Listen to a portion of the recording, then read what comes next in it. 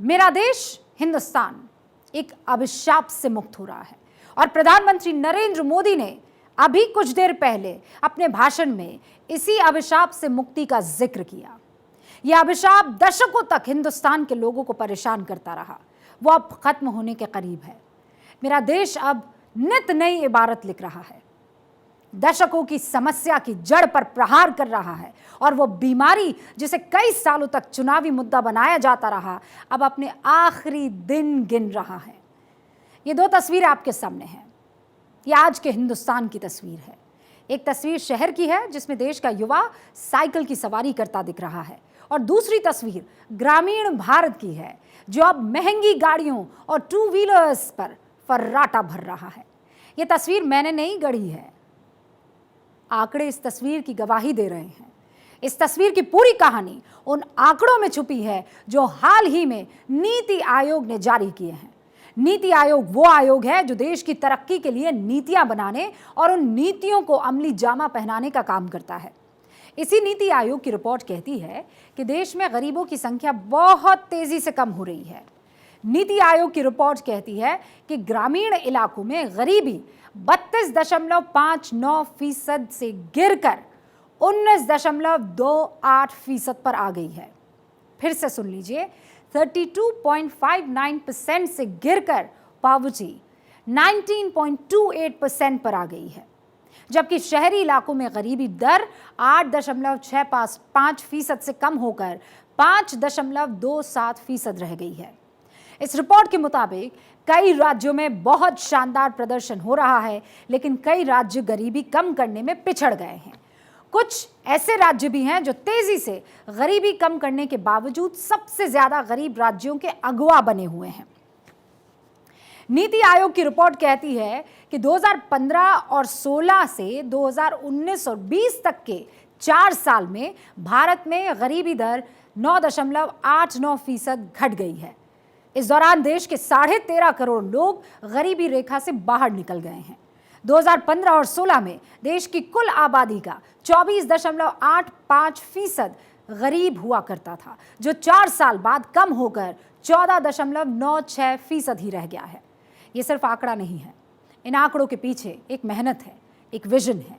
गरीबी की मूल वजह पर चोट करने का एक सिलसिला है जिसका नतीजा आपके सामने है। जैसे किसान को अगर सही बीज और खाद पानी मिल जाए तो वो पैदावार का रिकॉर्ड बना देता है, वैसे ही हमने गरीबों को सशक्त करने के लिए उन्हें हर संभव मदद की। इसका परिणाम क्या आया? अभी नीति आयोग की सबसे ताजा स्टडी आई है, आप में से कुछ मित्रों ने उसका उल्लेख भी किया। इस स्टडी के मुताबिक 2015-16 के बाद के 5 वर्षों में ही 13.5 करोड़ लोग गरीबी रेखा से बाहर आ गए हैं। इसके पूर्व वर्ल्ड बैंक की रिपोर्ट के सामने आया कि कैसे बहुत कम समय में ही 40-42 करोड़ लोगों ने गरीबी को परास्त किया है। आईएमएफ के मुताबिक एक्सट्रीम पॉवर्टी यानी अति गरीबी भी भारत में खत्म होने की कगार पर है। ये आईएमएफ का रिपोर्ट कह रही है। मैं रुबिका लियाकत आज इन आंकड़ों पर ही बात करने वाली हूं। किसी सरकार ने तारीफ के काबिल काम किया होगा तो उसकी बात करूंगी, लेकिन इन आंकड़ों में कोई सरकार फिसड्डी साबित होगी तो मैं सवाल पूछने में भी पीछे नहीं रहूंगी। बिहार सरकार ने काबिल तारीफ काम किया है। गरीबी दर सबसे ज्यादा बिहार में ही कम हुई है। बिहार में 18.13% गरीबी घटी है और 2.25 करोड़ लोग गरीबी रेखा से बाहर आए हैं। दूसरे नंबर पर मध्य प्रदेश, जहां गरीबी दर में 15.94% की कमी आई है। मध्य प्रदेश में करीब 1.36 करोड़ लोग गरीबी से बाहर निकले हैं। गरीबी कम करने में तीसरा नंबर है उत्तर प्रदेश का, जहां 14.75% लोग गरीबी से बाहर निकले हैं। उत्तर प्रदेश में 3.42 करोड़ लोग गरीबी से बाहर निकल चुके हैं। ओडिशा भी गरीबी को तेजी से मात दे रहा है और 2015 और 16 से 2019 और 20 के बीच ओडिशा में गरीबी दर में 13.48% की कमी आई है। ओडिशा के 62,63,000 लोग गरीबी से बाहर निकले हैं। ओडिशा का मलकानगिरी जिला देश में सबसे गरीब जिला है। यहां गरीबी दर 45% है। न उन्होंने गरीबी देखी है, न उन्होंने गरीब की मुसीबत देखी है। वो ऐसी जगह पे बैठे हैं कि उनको जमीन कभी दिखती नहीं थी। भाइयों बहनों, मैं तो आपके बीच में ऐसे आया हूं, इसलिए मुझे पता है पीड़ा क्या होती है, दर्द क्या होता है, मुसीबतें क्या होती हैं। देखिए, पहले तो मुस्लिम आक्रांताओं और फिर अंग्रेजों ने भारत की जड़ों को खोखला किया, भारत को गरीबी के गर्त में धकेल दिया। इस गरीबी से भारत के लोगों को निकालने की कोशिशें आजादी से पहले से होती रही थी। इंडियन नेशनल कांग्रेस ने 1938 में गरीबी कम करने के लिए नेशनल प्लानिंग कमेटी बनाई थी। 1944 में गरीबी कम करने के लिए बॉम्बे प्लान और गांधीयन प्लान सामने आया। 45 में पीपल्स प्लान के जरिए गरीबी कम करने पर बात हुई और 1950 में भारत से गरीबी कम करने के लिए जयप्रकाश नारायण सर्वोदय प्लान लेकर आ गए। ये अलग बात है कि आज़ादी से पहले के इन ज़्यादातर प्लान्स पर कोई खास काम नहीं हुआ और भारत में गरीबी कम होने की बजाय बढ़ती चली गई। 5वीं पंचवर्षीय योजना में गरीबी हटाने की विस्तार से बात की गई। 1974 और 79 के लिए बनाई गई 5वीं पंचवर्षीय योजना में गरीबी हटाओ की बात कही गई, विकास दर को और बढ़ाने की बात हुई और इसी योजना में आय को बेहतर तरीके से बांटने पर भी बात की गई। श्रीमती इंदिरा गांधी देश की प्रधानमंत्री थी। आप मुझे बताइए, आज से 40 साल पहले उन्होंने गरीबी हटाओ का नारा दिया था कि नहीं दिया था? गरीबी हटाओ का नारा दिया था कि नहीं दिया था? उन्होंने देश को वचन दिया था कि नहीं दिया था गरीबी हटाएंगे? आप ईमानदारी से बताइए, गरीबी हटी क्या? आप भी ईमानदारी से बताइए, गरीबी हटी क्या? 1971 के लोकसभा चुनाव में इंदिरा जी ने गरीबी हटाओ का नारा दिया था। 1982 में इंदिरा गांधी गरीबी हटाने की बातें कहती रही। राजीव गांधी ने भी गरीबी हटाओ का नारा बुलंद किया और 2019 के चुनाव में राहुल गांधी भी गरीबी हटाओ के नारे के साथ ही चुनाव के मैदान में उतरे थे।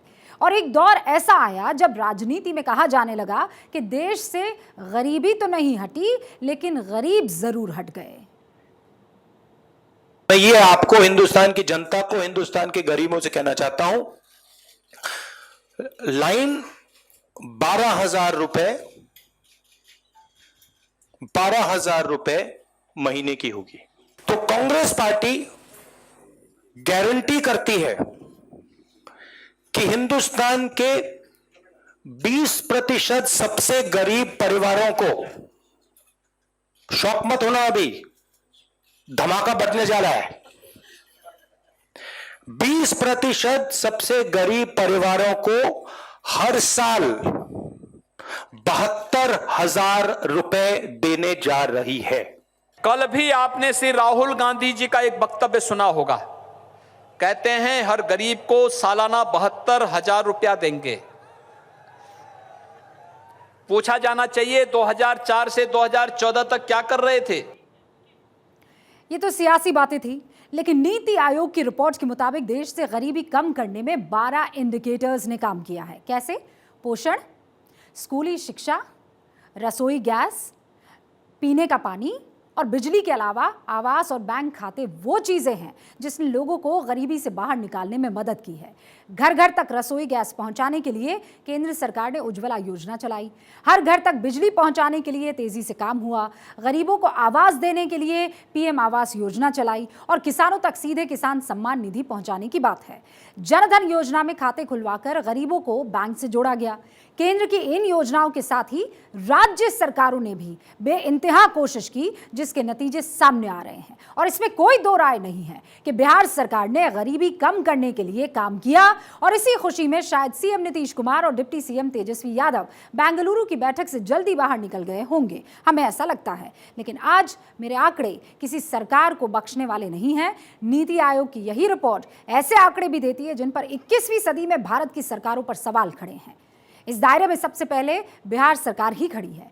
बिहार में 22.29% आबादी ऐसी है जिसने प्राइमरी की पढ़ाई भी पूरी नहीं की। झारखंड में 16.17% लोगों ने प्राइमरी तक की पढ़ाई पूरी नहीं की। मेघालय में 16.7% लोगों ने प्राइमरी की पढ़ाई पूरी नहीं की। आंध्र प्रदेश में 15.81% आबादी 5वीं पास भी नहीं है। यानी साफ है, ना तो लालू यादव के शासनकाल में जो शुरू हुई चरवाहा विद्यालय योजना है वो बिहार के लोगों को प्राइमरी पास करवा पाई, ना ही नीतीश कुमार की कोशिशें बच्चों को स्कूली शिक्षा पूरी करने के लिए प्रेरित कर पाई। अगर 15 साल में भी बिहार गरीब है तो इसका जिम्मेदार कौन है? आपको जनता ने मौका दिया और अपने आप आज तक जो है गरीबी दूर नहीं की और आप कहते हैं कि विकास किया। देश के बाकी राज्यों की सरकारों को भी जवाब देना होगा। उत्तर प्रदेश में 10.91% आबादी ऐसी है जिसने 14 साल की उम्र तक भी स्कूल जाना शुरू नहीं किया। झारखंड में 8.45% और बिहार में देखिए 10.61%। ऐसे बच्चे हैं जो स्कूल नहीं गए हैं। झारखंड में 8.45% आबादी ने 14 साल की उम्र तक स्कूल जाना शुरू ही नहीं किया। गुजरात में 5% आबादी ऐसी है जो 14 साल की उम्र तक स्कूल नहीं गई है। अभी इस बात की ज़रूरत है कि हमने गरीबी कम की है, हमारी सरकारों ने गरीबी कम की है और इसकी जो वाहवाही है वो सरकारों को लूटनी चाहिए। इसके लिए हम सारी सरकारों को, केंद्र से लेकर राज्य सरकारों को बधाई देते हैं, हौसला अफजाई भी करते हैं। लेकिन अभी बहुत कुछ होना बाकी है और इसीलिए वो आंकड़े बाद में दिखाना आपको ज़रूरी था।